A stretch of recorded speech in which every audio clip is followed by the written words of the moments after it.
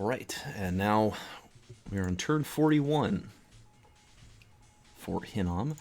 The Inner Throne was claimed by Russ, which we knew, and Fomoria has cast the Wild Hunt, which is actually great for me, sort of. It means all priests and sacred units in forests they're going to be assassinated by various guys.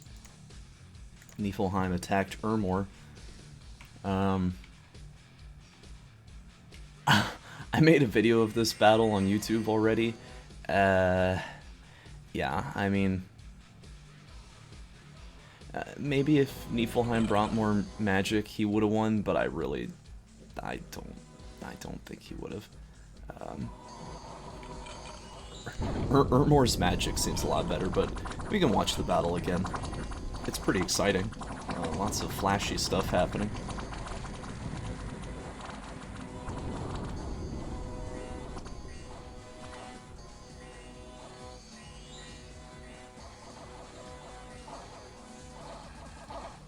A lot of them actually died from poison. So yeah, this was Niflheim Fomoria duo. This was their big invasion, and the start of it has just been a total disaster for Niflheim. Just getting annihilated over here. Agartha was also extinguished, unfortunately. My ally is dead and gone. And this province, or this turn, Hinnom was breached. So my plan to defend Hinnom, I have a bunch of mages up here and down here scripted to cast Fire Elemental twice, except for Orev, who's going to do it 4 times. I've got 4 Horite Shamans, each with a Death Gem and a Skull Staff, so they're just going to pump out hordes of skeletons. My god, what is my god casting? Communion Master, Anti-Magic, and then Earth Elemental. I'm casting Howl. I'm building a Communion. I have this guy casting Curse of Stones because he's already in the Communion and he's going to be a huge Earth Mage. Yeah, lots of lizards in here. This guy's casting Foul Vapors, and he's also going to cast Quagmire.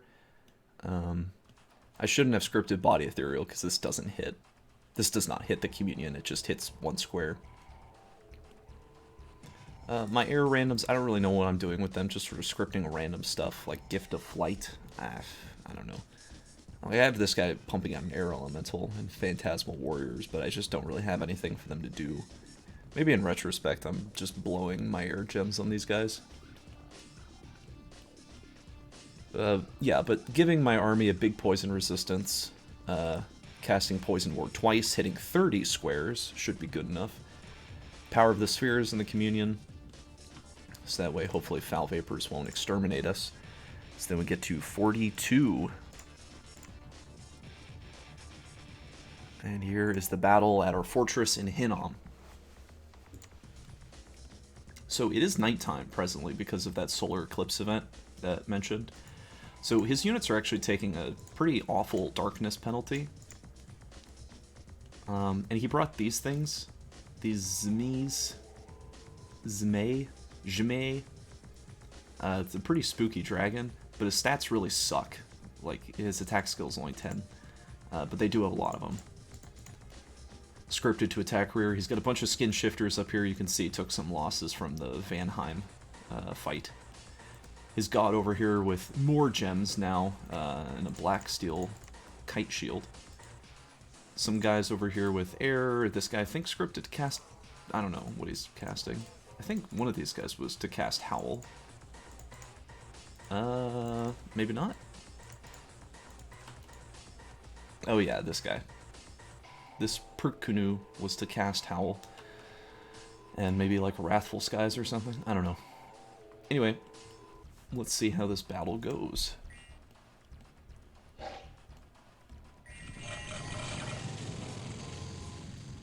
So he blesses all of his units. The dragons come back here, and very unfortunately, I had my Communion Masters in this back row, so they sort of get annihilated. Like the guy who I had empowered in water, yeah, just eliminated instantly. So 50 water gems down the drain, plus the gems he was already holding. I lost some other important masters too. But the slaves are all fine, for whatever that's worth. But after that initial alpha strike, I think they get picked off pretty easily. Casting Horde of Skeletons. This is something cool Hinnom gets. They sometimes summon these big, long dead Jew men. These big giants. They're pretty strong. Like, these are actually legit really good units. So it's pretty nice when we get those. Just summoning elementals. Yeah, he casted Natural Storm. And the bears and the skin shifters are getting sort of clogged up here on fire elementals. Fire elementals being pretty good against these bears because they don't hit very often. Even when berserking, their chance to hit is it's one higher than their defense skill. And they are fire resistant, but still it's 21 damage. And they're only resistant to 10 of it. It's decent, but it's not like that good. Anyway, some of the skeletons come back here and help out the troops that I had in the back. And the elementals are kind of getting clogged up on this air elemental back here and the dragons. The front line is holding. He casted Growing Fury, so all of Russ's units are berserking now. Or at the very least, they all have Berserker on them. And I casted Curse of Stones, so all of them are taking a lot of extra fatigue. Like you can see, this poor old man in robes is at Encumbrance 10. This one at Encumbrance 8. And his, look at it, like spellcasting Encumbrance is 8. Yeah, so they're actually falling asleep pretty quickly. So we kill all the dragons. And it's just a front line of elementals against these big bears. He summoned some earth elementals too. You can see, like, that priest. He's some of his mages are berserking and they're just like running into the front line. Like his extremely expensive cap only, like incredibly high power level mages are just deciding to go berserk and then run into the melee. Where, I mean, they're not very good. Their stats aren't very high, so they just sort of get slaughtered instantly.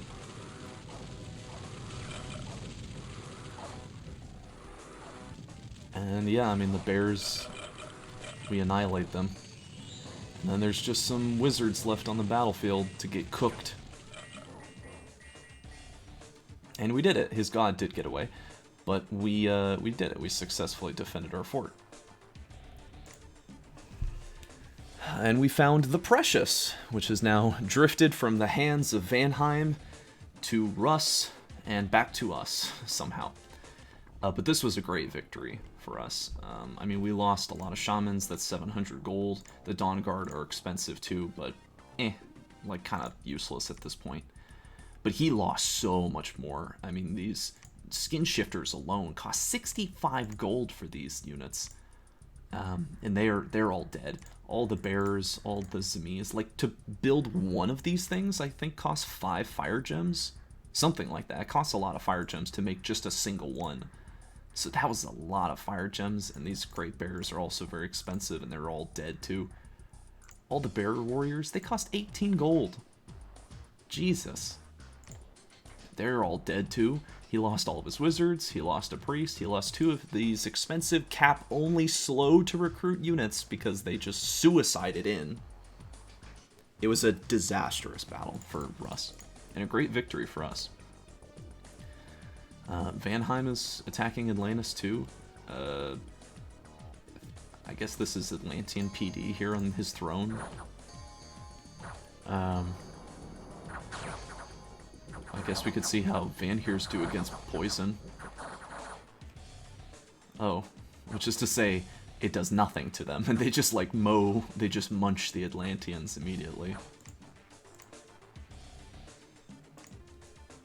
So yeah, Vanheim is sieging that fort. We've spotted Vanheim's god over here. It's a Frostfather. nothing we can really do about it. But hey, we successfully defended our fort, so I'm going to move my army over here to take this palisade, and then hopefully take this back, because it looks like, you know, I have scouts over here. It looks like Russ has no follow-up army. So yeah, that was pretty good. We still don't have any money, so I'm just saving cash. I'm moving these guys over here to this forest because I meant for them to blood hunt. But this was a big problem. It's a big problem, and I really should not have done this, because if you recall, there's a global enchantment, the Wild Hunt, going out, who targets enemy priests in forests. So I'm basically sending them to their doom. 11-minute fast castle, I'm moving over here, and I had plans for him to go to this throne. I don't think he ever makes it. Again, because the throne is on a forest, unfortunately.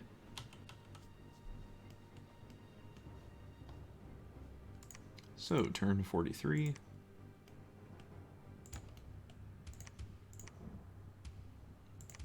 A new message from Atlantis. It says, Agartha is currently being sieged by Atlantean forces in an attempt to curb Ormorian power. Negotiations have soured. Vanheim is proving to be a golem of Urmor, so he's just like going out and attacking Atlantis. At least that's what Atlantis seems to be preaching. This is just me attacking the province defense outside of this fortification, which it's just a handful of guys, but I'm sort of keeping my formation the same. I think I change it up. Like I put my masters in front. Horde of Skeletons is such an amazing spell. It's like, give me a mage turn and I'll give you an army. It's incredible. Horde of Skeletons is such a good spell. Here's Urmor attacking Fomoria with a big clump of Hastati. Or no, these are levies. And then the gladiators in the back. It's just against some Fomorian PD, but Urmor is really beginning their invasion in earnest. They don't win. Here's Atlantis trying to push Vanheim off their province. So this time they brought a lot of Wind Masters with no gems. None of these guys have a single gem, so they're all on their own. However, Atlantis does have these cool Sacreds of his, which are blessed. He's got Larger, which I think is a pointless buff, but they do have Regeneration, which is very big, and Air Shield, which is neat. So they're blocking 40% of projectiles, and they hit really hard. They've got 2 attacks. Honestly, these guys remind me a lot of Jomon's Shark Warriors. With 9 magic resistance. Why did 9 magic resistance? Okay, if you're building a bless on Atlantis early age, you gotta take magic resistance. This is like unacceptably bad. So Vanheim's got a bunch of mounted herdmen who he's not used for basically the whole game, but he has some now. Scripted to attack rear. You can see like his Windmasters aren't doing anything. They're just casting Steel Breath, which is making some of the herdmen tired a little bit. Like, oh, this guy's got 47 fatigue now, when he miraculously failed against 14 MR. And now I've got a bunch of naked men in robes in the back who just get annihilated. And these guys are so expensive. For some reason, the herdmen ignore like these guys on the flanks and go for the Sacreds. Regenerating underwater giants against Vanheers, who are hitting for a ludicrous amount of damage. And some herdmen too, which have 3 attacks. Who will win? Well, I'm not sure if it was just by luck or the fact that these guys, when they hit with their Basalt Spear, they just kill the Vanheer in one hit. But they managed to eliminate all the Vanheers, and the herdmen rout. Thankfully, a single Windmaster remained alive, so his sacred units didn't retreat. He won the battle purely off the back of these living pillars. Nothing else he brought made even... absolutely nothing else he brought did anything at all. It just got eliminated. I think this is a pretty good example of why you should not recruit indie units, because they don't serve a purpose. The only thing they do is they make it easier for you to lose the battle. Because there's an HP bar, there's an invisible HP bar on your army, and when you take enough HP damage, all of your remaining units will check for morale. And if they fail, they rout. So his living pillars could have routed because his militia died. You know, I mean, these guys are contributing their HP to the general HP bar of the army. So I wouldn't make these units. Like, they don't serve a purpose. And they're just kind of worse than other things you could make. These provinces of mine are super valuable. I have 3 scouts scripted to attack this province just for fun. And we're sieging this fort. I think it'll be dead next turn. Yeah, it'll be cracked. So looks like turn 45 is when I will storm in. But first, turn 44. So here's Ermor attacking a Fomorian province defense on his throne. Fomoria PD dumped. And again, I think this is a reason why you should not PD dump in this game, because it's, I mean, it is an army instantly, exactly where you want it. You will get your army, but it's just eliminated by a more efficient permanent army. And now all this gold that you spent is just to waste. And what did you get out of it? Well, you killed a few stuff. You killed like 200, 300 gold worth of units. But I'll tell you, this is a lot more than 300 gold. This is well over 1,000. Just oh, down the drain. Just flushed away. My scouts didn't win. Nobody knows how this could have happened. 3 men versus 3 guys. Oh yeah, one of the slingers gets a nasty hit on the scout and breaks his leg. Gives him a limp permanently. And the other 2 rush forward and they go with their knives. But this Rust Chieftain is just a better fighter than both the scouts. Like, he's actually got real stats. So this guy sees his buddies getting killed and makes a break for it. He's got a broken leg. Will he do it? Oh, he gets chopped up in the back. No, he chops his arm off. Oh no. Well, the crippled scout managed to survive. Terentius, his limp and no arm. And what happened here? Well, basically I sent my 11-minute fast castle prophet into this province to try to claim the throne. And as soon as he walked in, he immediately was attacked by the Lord of the Hunt. And this is what the Lord of the Hunt looks like. He's a very strong unit. He's got Berserker 6. He's got this cool Amulet of Resilience. He's got a few gems. He's good at sieging forts, even. Decent mage, and he's got all these little black dogs with him, who are just like cavalry, basically, but with only 1 attack. And there goes my prophet, and then I also had the son of Shamashel over here, because he is a Holy One unit, who I've given the Precious, by the way.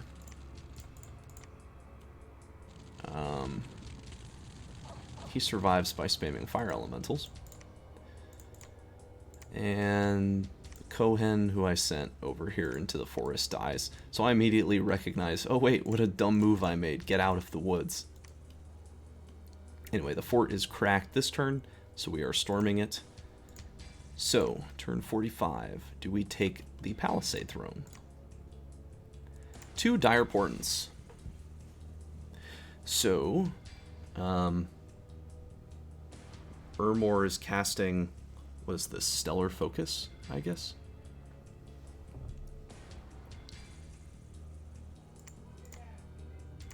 Yes, Stellar Focus is being cast by Ermor. And also Lanka countered Wild Hunt by casting their own Wild Hunt, which is interesting that they have the nature gems to spend on that. This is me taking this province with one Horite Shaman. We're getting our revenge this time. Gonna make sure that we get these guys. And, yeah, it's enough skeletons. So Urmor, again, with another decent army. He actually has some Hastati here, attacking some PD from Femoria.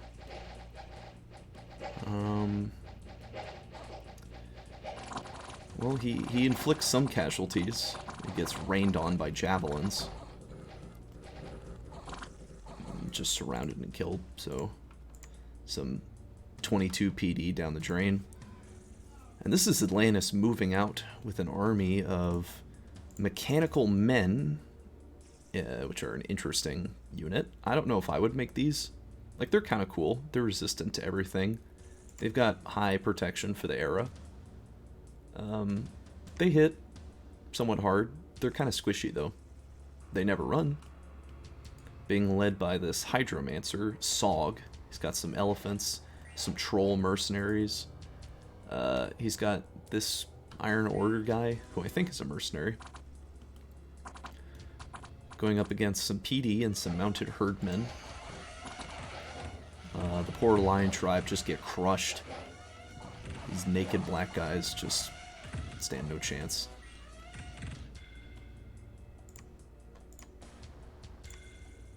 So yeah, the Atlantis just sort of walks in and eliminates the tribe PD. And then the fortress battle. A lot of fortress battles in these episodes. So there's just one guy in here.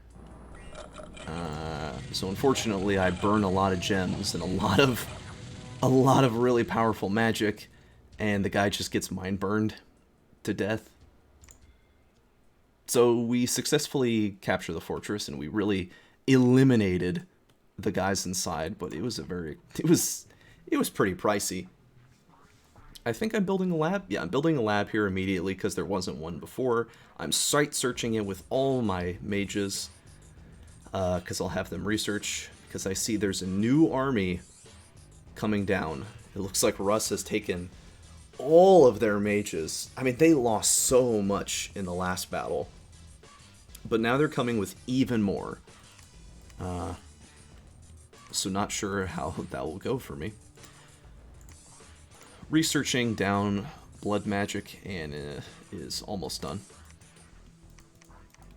Also, this turn, Lonka walked onto this fort, but I guess there was no PD because I didn't get to see the battle.